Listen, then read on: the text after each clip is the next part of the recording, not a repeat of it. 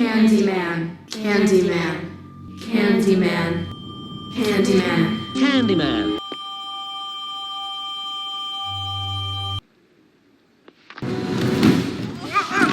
Son of a bitch.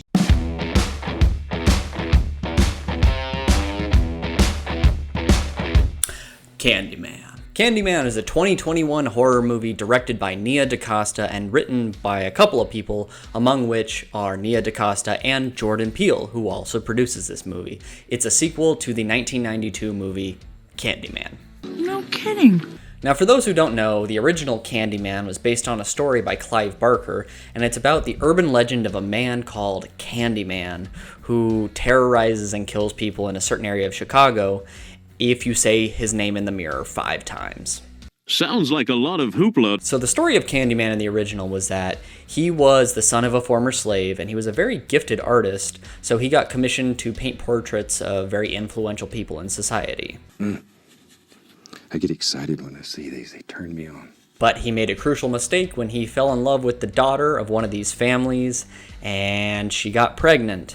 And the family didn't like that, and neither did a lot of people in society, so they chased him down, cut off his arm, shoved a meat hook in there, slathered his body with honey, then the bees all attacked him and stung him until he died. Yikers. Now, the reason he was called Candyman, which was very unclear, was that because he was covered in honey, they started chanting that he was a candy man. Anyway, that was unclear in the original movie, so I thought I'd bring that up. Now, this one is almost 30 years later, and it's updating the story for a new generation. The first movie had a lot to say when it comes to social and societal issues, and this one is no different, and it even does it a little better. And I will say, full disclosure, I do not like the original Candyman. Boo! You stink! I think the idea is good, and what they were trying to do is good. Execution, I thought, was poor. Please don't hurt me.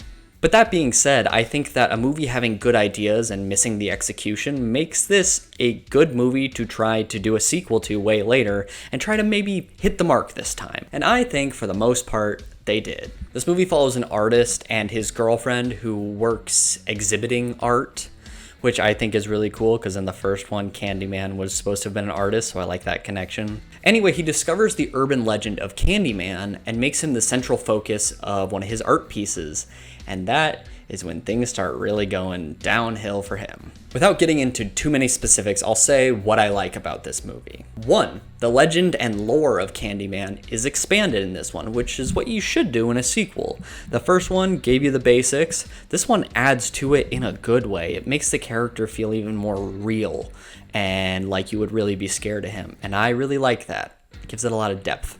The social and societal issues that it tries to tackle are just as relevant today as they were in 1992, if not more so, and I think they do a good job bringing them to light. The direction is very well done. It's done in a very artistic style. There were many scenes and shots where I was like, wow, most horror movies would not do this, and I appreciate the way that she's directing. And one of those style choices involves the fact that Candyman can only be seen in a mirror most of the time.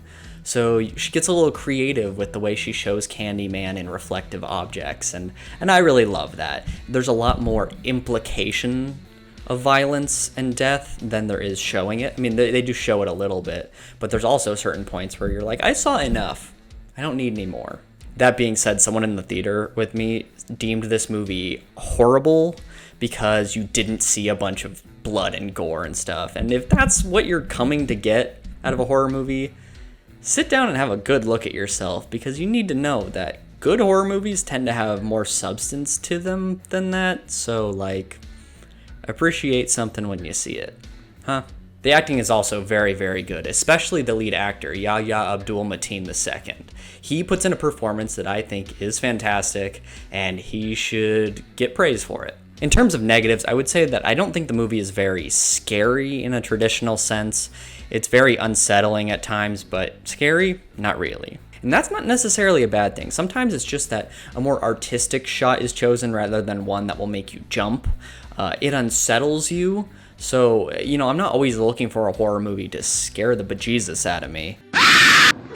Sometimes I'm just happy if it's a good story that I'm interested in, and that's what they did in Candyman. And if I were really trying to nitpick, there might be a couple of stylistic choices that I would have done differently, but on the whole, I thought most of the artistic and stylistic choices were great, and I appreciated them, and it made the movie very unique, so I can't really fault it for that. I will say that this horror movie didn't hit me quite as hard as some other ones, so I'm not going to give it as high of a score as some other movies, but I can appreciate great directing and good style and just a well-made movie. So I'm going to give it a 7.3 out of 10. Candyman can. The Candyman can.